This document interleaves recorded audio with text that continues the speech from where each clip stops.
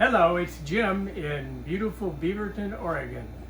Today I would like to give you some tips about taming a mess you might have with your piping. But before I do that, let's have a look at the plants. It's been a week. Here's our little pepper forest. Again, these are dual zone plants. We got little peppers on there all of a sudden right over here. There's one and there's a bunch of them coming up. If we walk along here, the Japanese eggplant's got flowers all over it, but it has yet to produce an eggplant, so I don't know. I'm hoping that it will soon. We'll see. The tomatoes, however, I've got tomatoes all over them, which is a good thing because we like tomatoes a lot. The herb garden is looking good. The Napa cabbage is starting to get big enough we will try to eat it here pretty soon. The spinach is going to get bad real quick. I'll have to get rid of it. We're on our last little bit of it, and we'll put something else in here. It's just outgrown. It's still good to eat right now, though. I took out the broccoli because there was no broccoli on the broccoli, and it was just getting tall and skinny, and I'm putting in patio cucumbers. We'll see what happens with them. They're going to get a little too big, I think, but what the heck. Oh, and the beans, by the way, have beans all over them too. So we're going to have a bean crop here pretty quick. So anyhow, everything looks pretty good in here. I wanted to show you this. My son made this for me. It is an Origami Spider. And it's made from one piece of paper, no cuts, all folds. Kind of crazy, isn't it? I can't believe how they do that, but I love it. So anyhow, he makes a lot of these critters, but this is one of my favorite ones. So I'll put it back.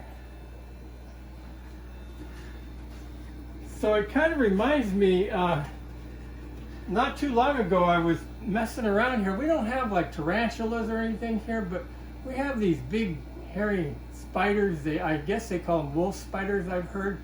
They're kind of aggressive. They're not like your regular spider. Normally I like to take the spider out and let it go because I'm not a spider killer, but anyhow, I was over here and that wolf spider comes kind of leaping out, thinking, God, I'll just grab him with this net here and take him outside. So I go to net him, but he leaps on my net and he starts coming for me. So I'm thinking, geez, I did cheek like that, and I flicked him. And he went right in this fish tank here. And I'm thinking that's the end of him, but no. Come to find out, spiders can walk on water. I did not know that. He gets up like a pissed off water skipper, starts booking it across the pond. But if you look down in there, the big boy is always looking. And he came up out of that water about this high and took that spider in one bite, and then he looked back at me. I don't know, it's feeding time. He looked back at me as if to say, that's the way it's done, Jim. So anyhow, I guess the moral is if you got any big spiders, just flick them in there. Whoa. And they're done for. One more and then we'll, nobody else has got the nerve to come out of the water, I guess. Try shooting them that way. I can't. Anyhow, enough of that. What I wanted to show you today was this stuff that's commonly called in the trade Unistrut. Doesn't look like much, but if you look around this entire place, all of the piping, and by the way, Unistrut is a brand name. This is actually Superstrut, which comes from Home Depot. I think the stuff is called Strut Channel, actually, technically, but it comes under different names. Anyhow, if you look, it's designed to mount pipes. I've got to go ahead and just mount a little piece just to show you how it goes. 1 inch. It comes in all different, the straps for all different pipes, and they're pretty forgiving, so you can make them do a million different things.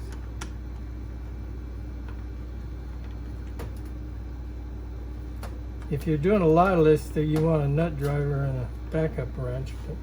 So there you go. That is strong, it's stout, it's good.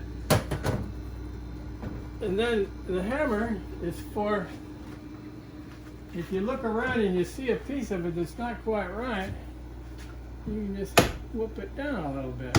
You can spend hours doing that, by the way. So anyhow, if you look around the whole place, you'll see all the way around, everything is mounted on Unistrut. Down here, the Unistrut is screwed straight into 4x4s. Most of the places on the wall, which is one huge advantage of having a wood structure.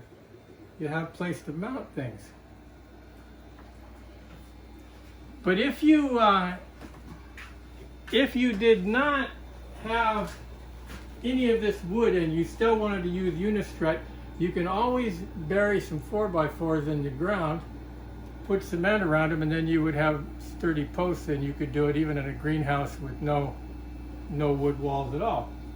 So anyhow, that's about it. This is really good stuff. You need some. Now, to conclude all this, the tip of the day, something I invented, I'm sure somebody else has too, but if you can't reach your window latches because they're over a window sill or whatever, and you want to raise your window up and down, all you need is a couple of these pieces of angle iron, and you position yourself, and there it goes. Just like that.